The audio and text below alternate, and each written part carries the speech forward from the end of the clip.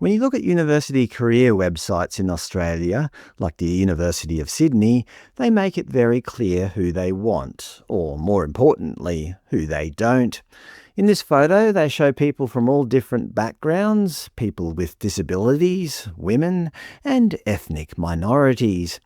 The only group missing is white males. They claim to be inclusive, but their definition of inclusion comes with a strict condition. It's perfectly fine to exclude straight white males. Yes, it's just as racist as days of old, but they get away with it in the name of diversity and equity. As long as they keep up the game of claiming white males are privileged while everyone else isn't, they can legally discriminate against them. Of course, this will naturally lead to a role reversal in which white males become the oppressed, and these well-meaning universities turn into the exact villains they claim to combat. Despite their obsession with treating people fairly and equally, they have jobs open only to people of a specific racial background, such as lecturer identified. What does identified actually mean? This position has been designated for Aboriginal and Torres Strait Islander people only. If aliens visited Earth and saw this behaviour, they would correctly label it racism. But in topsy-turvy woke Australia, this is apparently the exact opposite of racism. Obviously, the fact that this goes on means that every Aboriginal person, or any other minority who lands a job, will always have a question mark hanging over their head. It will be forever unclear whether they got the job through their own merit or if they simply possessed the right DEI traits. This doesn't bring society together, it tears us apart.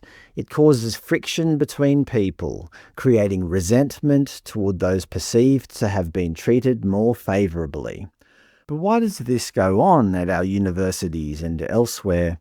Despite Aboriginal and Torres Strait Islander people making up 3.8% of the total Australian population, according to the most recent census, the federal government actually has an even higher target in place, and thank you to the viewers who highlighted this. According to the Australian Public Service Commission's report, specifically Section 2.2, First Nations Peoples, the Albanese government has set a target of 5% for First Nations representation in the Australian public service by 2030. Yes, not 3.8%, but 5%. So the current government has essentially introduced a target that intentionally pushes Indigenous representation in federal government jobs beyond their actual share of the population. Now, obviously, that over-representation comes at the direct expense of other Australians. Do you think it will be other minority groups losing out on these positions? No, it will be regular white Australian men, simply because in the optics-driven world of modern politics, they are the one demographic you can openly exclude without suffering any blowback. Yes, racism is alive and well in Australia under the guise of progressive politics, equity initiatives, and institutional diversity. But all it achieves is replacing old forms of discrimination with brand new ones.